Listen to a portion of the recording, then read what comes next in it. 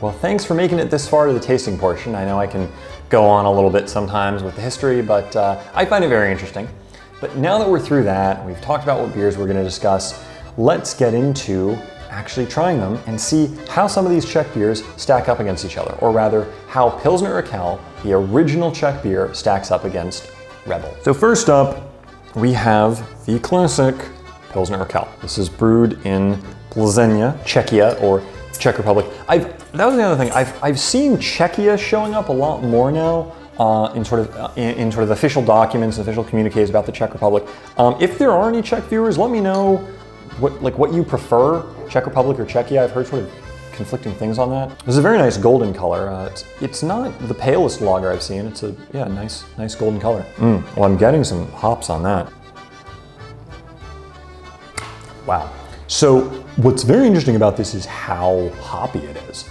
All right, so I don't want to misspeak here, but this might be the hoppiest sort of major brand of lager that I've ever had. It's almost, I don't want to say it's IPA-like, because that'll probably give you the wrong impression that there aren't really like floral notes or sort of pine notes or tropical notes or anything like that. I mean, this is definitely a lager beer, but it's very, very dry. If you prefer your lager beers to be, or I should say Pilsner, your Pilsner style lager beers to be on the dry, bitter side, this is definitely gonna be for you. If you prefer your Pilsner style lager beers to be not very hoppy and more malty, you're not gonna enjoy this as much. Yes, I would almost describe this as, if you made a few more alterations to this beer, you would start to be approaching IPA territory in the level of hops on this, which is a very interesting combination. And what's very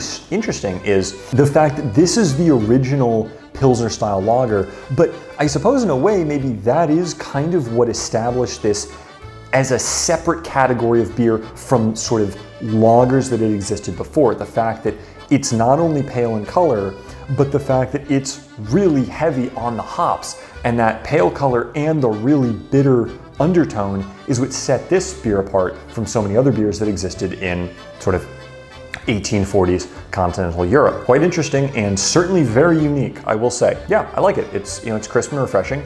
Though, yeah, I mean, the more I'm drinking it, even just from a couple ounces, it's making my mouth kind of dry, but definitely interesting and very unique. So always good to try the beer that started it all.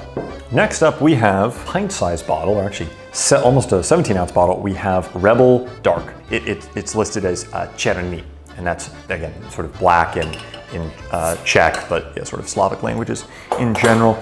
I mean, the spelling's slightly different, the spelling and pronunciation is slightly different, but basically it's like Černý, Černo, something like that. And it means, yeah, since 1333, and that's when, again, from what I read, that's when sort of the Germans in the town of Havlíčkův started brewing beer. The brewery itself, yeah, sort of 1834. So yeah, it's got a nice sort of sweet, bready smell to it.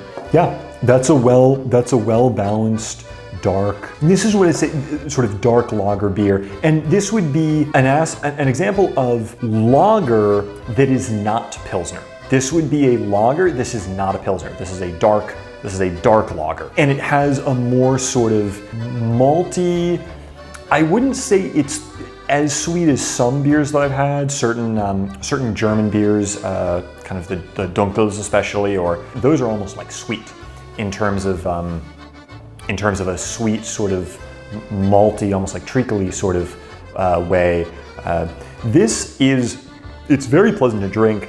I don't know how sweet it is though. It's maybe there's a tiny hint of sweetness there, but it's mostly just sort of a nice calming, malty kind of feeling.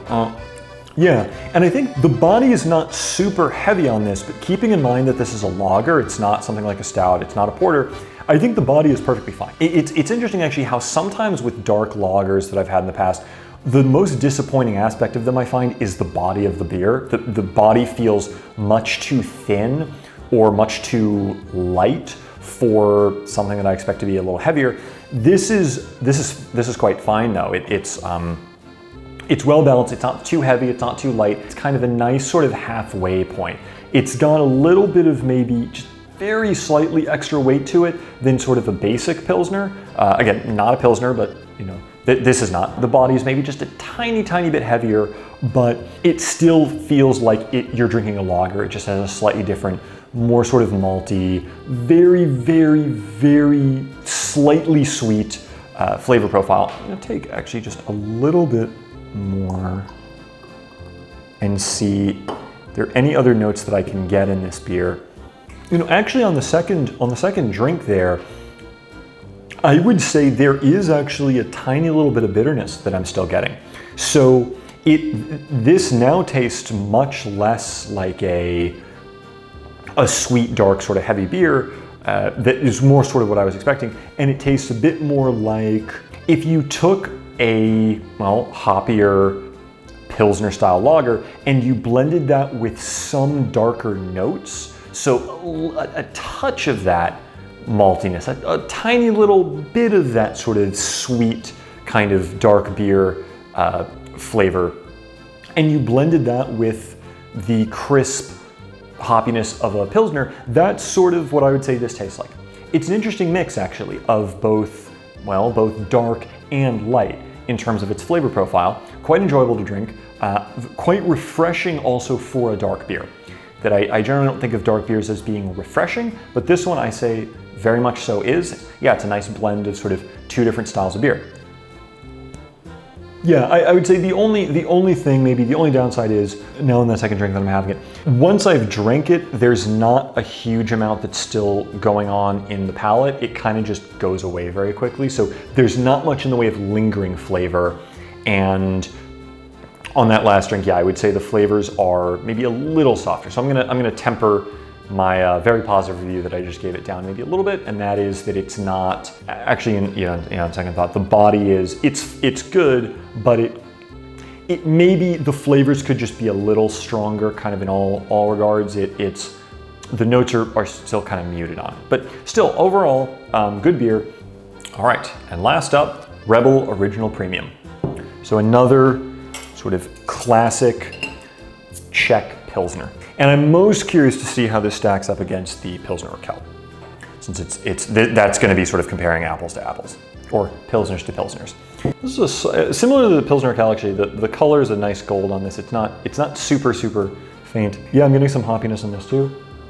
This tastes very similar to the Pilsner Urquell, honestly. I don't know if you had me do a blind taste test on these two beers, I could tell much of a difference between them. It almost has exactly that same clear, hoppy, sort of forward note to it that is the most you're getting in your palate. And yeah, after even just one sip, there's a little bit of dryness in my palate that's kind of still left there.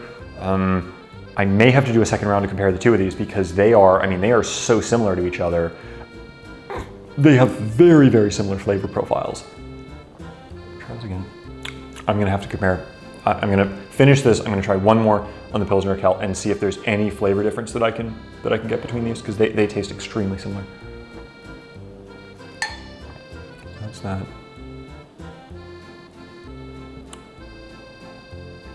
Okay, so yeah, they are very similar. The only difference I would say is that this is slightly less hoppy than this one.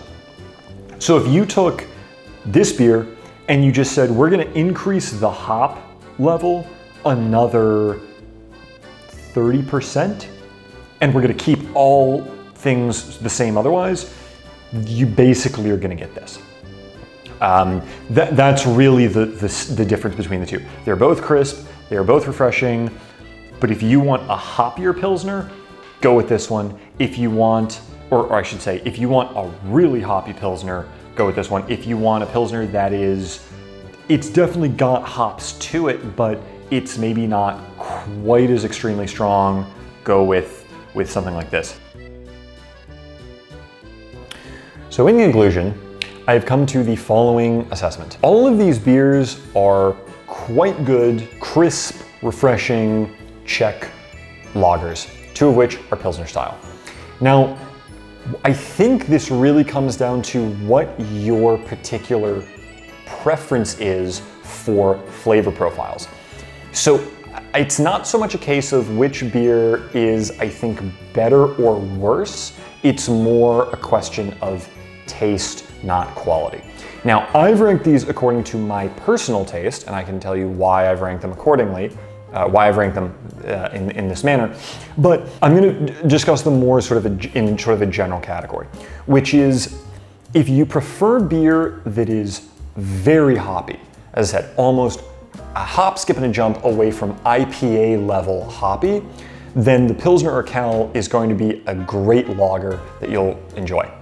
If you prefer that, but maybe more than a hop, skip, and a jump away from IPA land, you're maybe 3 or 4 hop, skips, and jumps away from IPA land, then something like the Rebel Pilsner is going to be very similar to the Pilsner Urquell, but just there's a 20% less hoppy, slightly more balanced. And then this one is going to be the Rebel Dark, or the Rebel Czerny, is going to be a nice blend of both some aspects of a hoppy Pilsner, not super hoppy, but just a little bit, mixed with some elements of the flavors you'd get from sort of a darker, sweeter lager. I put them all together, and I've said this in the past, right? Sort of when I put the bottles next to each other, that's to represent not so much a sort of third place, second place, first place obvious, but more maybe a general gradient of things. That I'm still putting Pilsner Urquell tied, but in the lowest tier of the tied beers, for the fact that I think the hoppiness, at least for a lager or Pilsner style lager, is just it's quite a bit. And I was finding that, even after really just 2.5, 3 ounces of drinking this, my mouth was already starting to feel kind of dry. But again, that's just my preference. If you prefer stuff that's definitely dry, bitter, and hoppy, this could very well, I could see, be your number 1 choice. This one I put in the middle just because I think it's a good, refreshing Pilsner. It's hoppy, but it's a little bit less so than the Pilsner Urquell.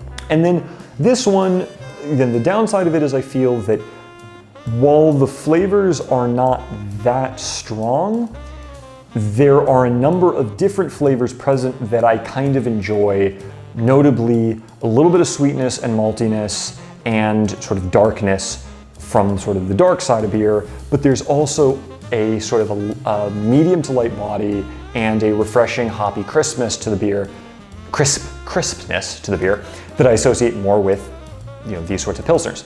So I like the fact that this has kind of both of those components blended in. And yeah, I will say also between the 2 Rebel beers, if I were ranking these in a beer festival, I would also pick the Dark, the Czerny, over the original Premium. And as I said, of these, the Czerny is the one that's been the most highly regarded, most highly awarded by this brewery. So anyway, at the end of the day, all of these are perfectly fine beers. None of these I would say, I'm unacceptable. I'm going to turn my nose up at them. They all work. It's all just more, what do you prefer? So anyway, that's my assessment. I hope you enjoyed. If you've made it this far to the end of the video, thank you for watching. Yeah, I will see you next time.